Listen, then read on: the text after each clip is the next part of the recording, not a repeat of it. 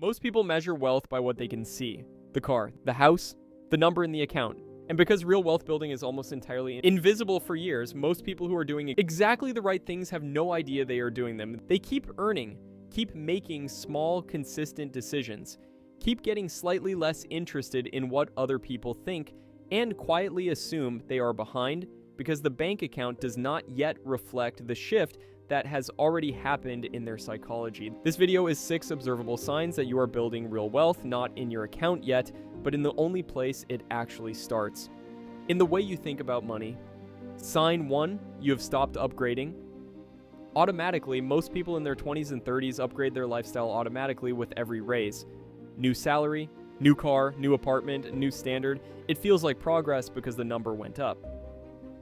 But the gap between income and wealth stays exactly the same. If you have had a pay rise in the last year and your lifestyle did not expand to match it, that is not deprivation. That is one of the clearest behavioral signals that your brain has started separating income from identity. The people who build real wealth are not people who earn more. They are people who stopped spending more every time they earned more. Sign 2, you know your net worth number. Not approximately, not a rough guess, an actual number you have calculated in the last 3 months. Research on financial behavior consistently shows that people who track net worth rather than income build significantly more wealth over a decade than people with identical earnings who only track income.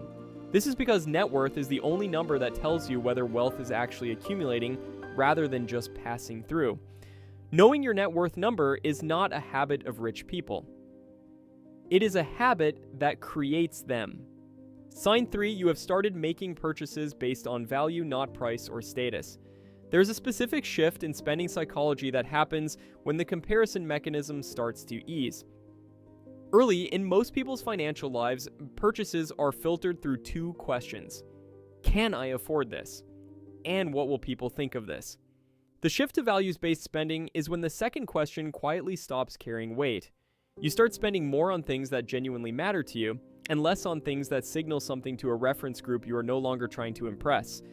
You might actually spend more on some things and less on others, but the filter changes. And when the filter changes, the money stops leaking toward status and starts moving toward actual value. That filter shift is one of the most reliable predictors of long-term financial health in the behavioral finance literature. I want to pause here and ask you something honest. Of the 3 signs so far, which one resonated most immediately? The lifestyle upgrade one, the net worth number one, or the values-based spending one? Comment below with 1, 2, or 3. And if you are willing, tell me whether you recognized it as something you are already doing or something you want to start doing. I want to understand where this audience actually is. Sign 4. You have become genuinely less interested in what other people earn. Social comparison around money is one of the most powerful forces driving poor financial decisions in high earners. When you are in the grip of it, other people's salaries, houses, cars, and holidays feel like data points about your own adequacy. The shift away from this is not something you decide to do. It is something that happens as identity becomes more stable and external validation becomes less necessary. You will know it is happening when you notice that a colleague's promotion or a friend's new car genuinely does not trigger the same low-level anxiety it once did, not because you are suppressing the feeling, because the feeling is actually smaller.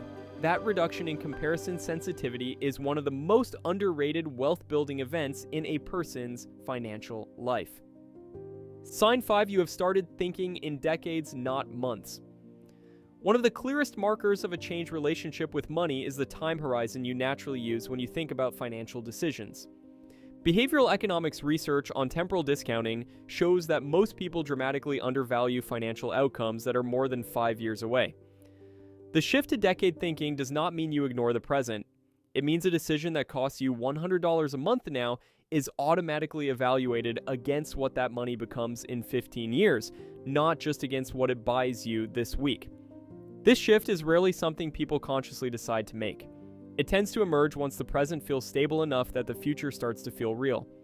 When your future self stops feeling like a stranger and starts feeling like someone you are actively building a life for, that is when the long-term decisions start to happen naturally. Sign 6. Losing money bothers. you less than wasting it. This one is subtle and most people miss it. Early in most people's financial lives, the fear of losing money drives most financial decisions. You avoid risk because the prospect of losing is more emotionally powerful than the prospect of gaining. Behavioral economists call this loss aversion, and it is one of the most documented patterns in financial psychology. The shift happens when you start finding waste more uncomfortable than loss. A market correction that temporarily drops your portfolio bothers you less than discovering you have been paying for a subscription you forgot about for 2 years. That is not about the amounts, it is about what the money represents to you. When money shifts from being something you protect to being something you deploy deliberately, the fear of loss is replaced by something more useful: the intolerance of drift. That shift is one of the clearest signs that your brain has started treating money as a tool rather than a safety net.